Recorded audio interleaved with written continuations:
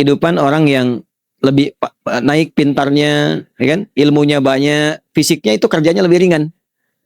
Tempatnya enak, tempat kerjanya, AC-nya lebih sejuk, ya.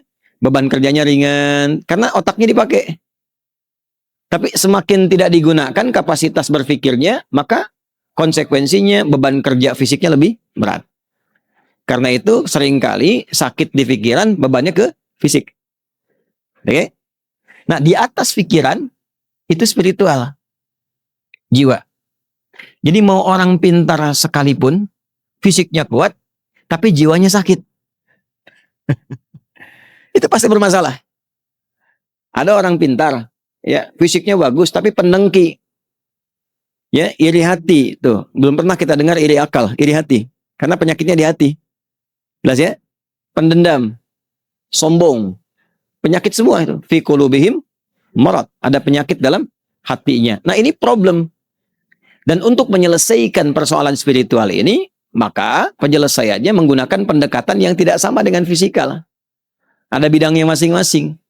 Nah, karena levelnya semakin naik dan semakin berbahaya, maka konsekuensinya pembekalan keilmuannya pun tidak boleh main-main. Ya. Tidak tahu ilmu, tiba-tiba datang pada orang mendoktrin. Itu kalau kena bagian jiwanya, itu dia bisa melakukan apapun yang tidak terbayangkan sebelumnya. Disuruh nembak. Nah, itulah bencana itu. Nah, maka diingatkan sejak awal mula turunnya wahyu. Ada kapasitas yang harus dilakukan. Karena itu di Sahih Al-Bukhari, 97 topik gitu yang ditampilkan Imam Al-Bukhari, itu dibuka dengan kitab Bad'ul Wahyi, topik permulaan turunnya wahyu.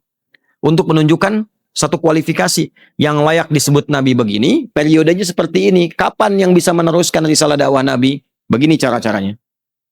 Nah, ini penting kita ungkap, supaya apa yang Nabi sampaikan sejak dulu, itu bisa kita antisipasi. Nah, kalimat hadisnya di akhirnya begini, iyyakum wa iyyahum. Waspadalah, waspadalah. Ini bahasa kita sekarang begitu. Ya, kalau menemukan kualifikasi yang demikian, jangan difasilitasi untuk ya ditempatkan pada aspek dakwah, tapi diberikan fasilitas untuk belajar. Ya, ada orang pengen hijrah. Hijrahnya dalam konteks ingin belajar agama. Kita tahu dia rajin, tapi kalau belum punya kemampuan mengkonstruksikan sebuah produk hukum, jangan ditanya fatwa. Minta belajar dulu, biarkan belajar dulu, ya, doakan ia supaya keilmuannya lebih pantas, dicarikan bidang yang sesuai dengan kapasitas dan kemampuannya. Setelah itu, baru kemudian dijadikan sebuah referensi dalam hal-hal kebaikan. Nah, itu gambarannya. Jadi, ini pesan moral yang pertama tentang turunnya surah Al-Alaq ini, ya, periodenya di Mekah, dan periode awal Mekah pada bagian periode yang pertama, yaitu fase pembekalan sebelum diberikannya oleh Allah tugas untuk menyampaikan risalah secara terbuka.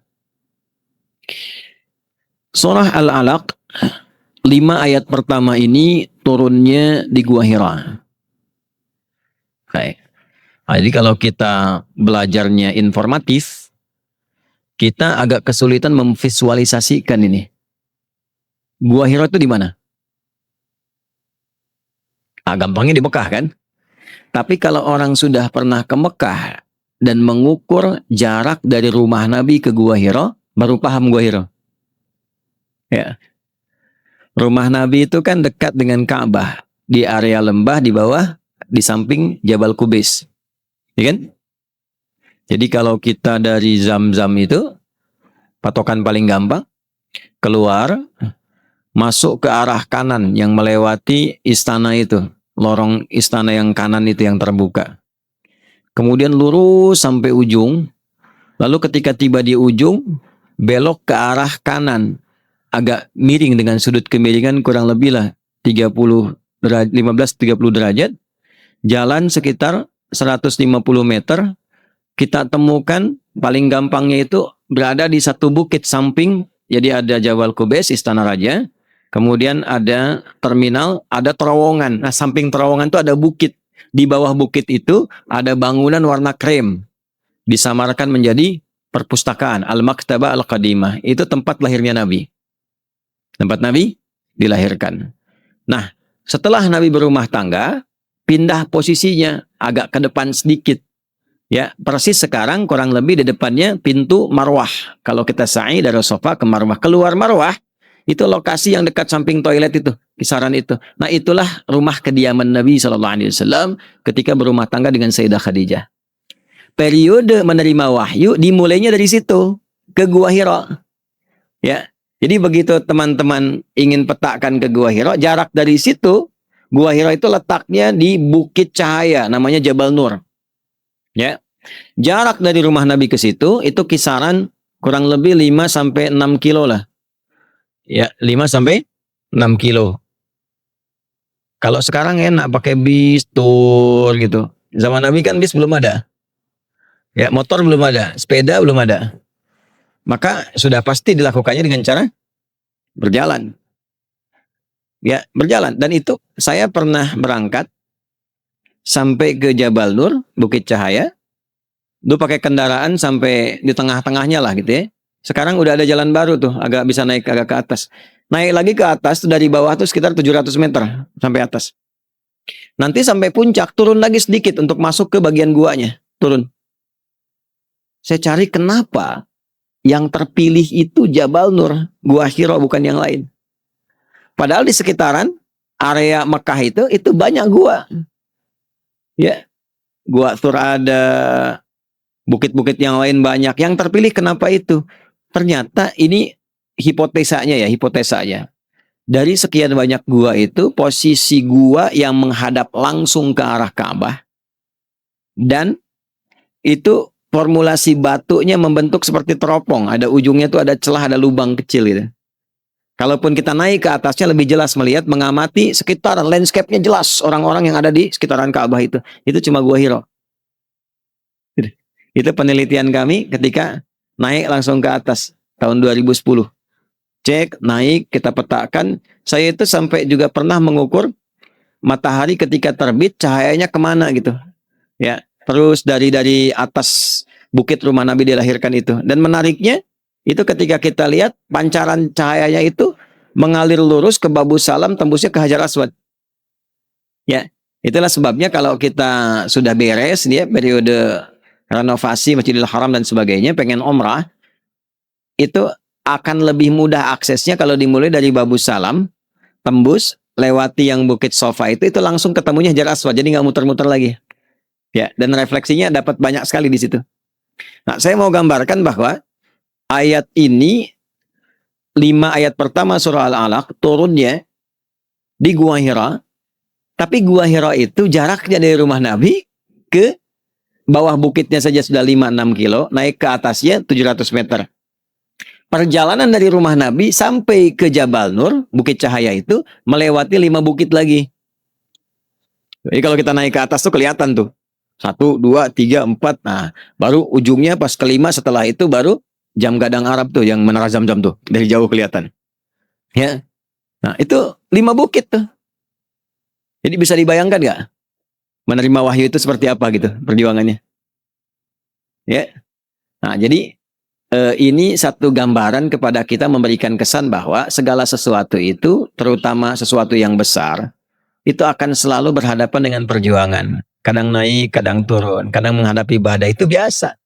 Jadi kalau sedang bekerja, di usaha, di belajar, itu akan tiba tuh menghadapi malas, hadapi tantangan, ya, klien yang rewel gitu.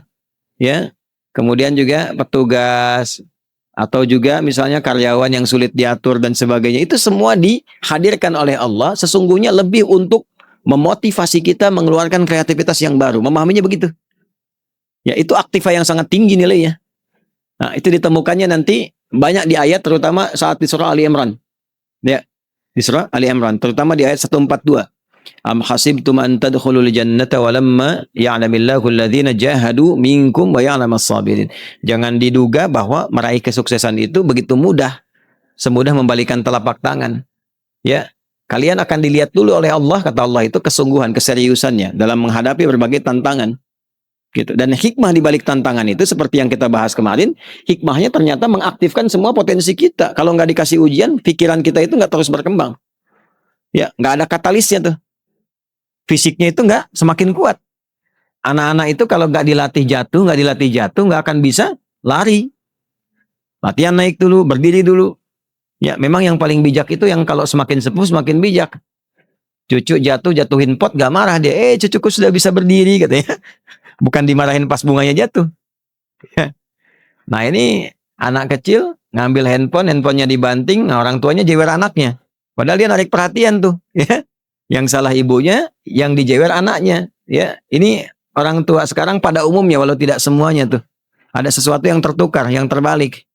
Investasi berharga itu di manusia yang hidup, bukan di barang yang mati. Jadi ya, hati-hati tuh, hati-hati. Kadang-kadang kok bisa melukai yang hidup, ya sementara bisa mengganti sesuatu yang mati. Yang hidup itu kalau sudah meninggal nggak bisa diganti. Di barang yang rusak itu bisa dibeli dengan yang lain. Atau itu satu hal yang mungkin sebagai tambahan pengingat. Nah itulah gambaran surat Al-Alaq. Dari sini kita baru mengerti kenapa Nabi memotivasi kita untuk menjadi semakin lebih kuat. Al-mu'minul qawiyyu ahabbu ilallahi, kan? Orang beriman yang kuat itu lebih dicintai Allah dibandingkan dengan orang beriman yang lemah. Ya, itu banyak sekali. Lemah di bidang fisik, lemah di bidang akal, lemah di bidang harta, maka kita disupport untuk kuat. Ya, latihan, kita temukan hadis-hadis alimu auladakum bisibahati warnimaya. Ajarkan anak-anakmu itu dengan berenang. Berenang itu, maaf ya, di padang pasir mau mana berenangnya? Ya, kan? Tapi Nabi visioner. Ya, beliau melihat ke depan itu. Depan ada lautan, ada macam-macam, hadapi tantangan. Nah, itu dikembangkan oleh ulama-ulama kekinian, cari bidang-bidang olahraga yang bisa melatih fisik kita dengan lebih baik. Ya, zaman Nabi kalau kita cari nggak ada hadis tentang main bola. Tapi kan nggak bisa main bola jadi bid'ah, nggak bisa. Tenis meja nggak ada, bulu tangkis nggak ada gitu kan. Tapi nggak bisa kita katakan bid'ah karena Nabi nggak ngajarin, tidak. Mengambilnya dengan cara maknawi. Nabi aja mengatakan berenang. Di padang pasir berenangnya di mana? Ini menunjukkan cari olahraga yang engkau dengan itu bisa kreatif, melatih fisikmu dengan lebih baik, dan engkau tahu tentang masa dan duniamu. Antum a'lamu bi umuri dunyakum. Nah, itu perpaduan hadisnya. Ya. Kemudian bisibahati warnimaya, rimaya itu melontar. Ya, melontar tombak. Kemudian memanah. Sekarang kita bisa konversikan ke menembak misalnya. Ya, diteruskan terjun dan sebagainya. Cari. Nah, dan jangan terlalu lebay. Ya, maksudnya klasifikasinya, oh kalau yang ini sunnah, yang ini tidak. Kalau mengacu kepada narasi hadis, sunnah secara tekstual. Memanah, berkuda, betul-betul sunnah. Tapi ada sunnah maknawi. Apa sunnah maknawinya? Silahkan ciptakan cabang-cabang olahraga baru yang tidak bertentangan dengan syariat, tapi melatih fisik intelektual kita semakin lebih bagus. Ya, lomba menembak misalnya, ya kan? Lomba untuk terjun payung misalnya. Ya kan? Lomba olahraga yang lain tapi tidak bertentangan dengan syariat. Ya. Jangan dipakai judi, ya kan? Dan sebagainya. Lomba-lomba yang mengarahkan kepada maksiat jangan dilakukan. Ya. Nah, dan sebagainya. Lomba joget itu gak ada faedahnya. Ya. Biasanya itu gak ada faedahnya. Itu tidak, ya itu menguras banyak hal saja gitu, tapi tidak mengarahkan kepada sifat fisik. Ya, jelas ya? Nah, dan yang nggak usah terlalu kreatif dibuat-buat. Wah, bagaimana pingpong supaya syar'i? Ya udah bikin pingpong syariah. Yang kalau servis pakai bismillah, kalau nyemes masuk alhamdulillah, kena cemes astagfirullah. Ini ya. Nah, jadi tidak usah terlalu berlebihan ya. Baik. Baik, itu gambarannya, bisa dipahami ya. Kalau sudah paham situasinya, paham hikmahnya, baru masuk ke ayatnya. Jadi ngajinya kita total gitu kalau seperti itu. Jadi begitu menemukan surat Al-Alaq, oh harus kuat kita nih. Nah, kebayangnya begitu. Harus pinter nih, ya kan? Nah, harus memulai diri nih, menyelimuti diri dengan pengetahuan, fisiknya kuat, visioner. Nah, itu kebawa semua. Itu baru menemukan suratnya. Belum ngaji isinya. Nah, gimana caranya ketika kita mendapati nama surah, itu sudah terbawa suasananya. Itulah sebabnya ulama seringkali membuka tafsir dengan menyampaikan makna-makna tentang surat dan latar belakangnya terlebih dahulu. Sebelum masuk ke intinya. Itulah sebabnya surah Al-Quran itu nggak bisa dipahami dengan artinya. Enak disampaikan dengan namanya.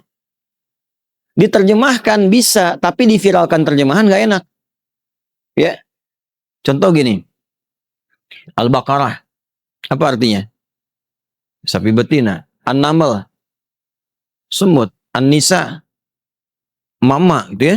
Ibu-ibu gitu. Anda ngobrol nih. Ya. Bisa Iqbal sama Faiz lagi mengulang Quran, nanya, Iz, lagi meroja surat apa? Sapi. Kamu apa? Semut. Ya. Musab apaan tuh? Mama. Kan gak enak tuh.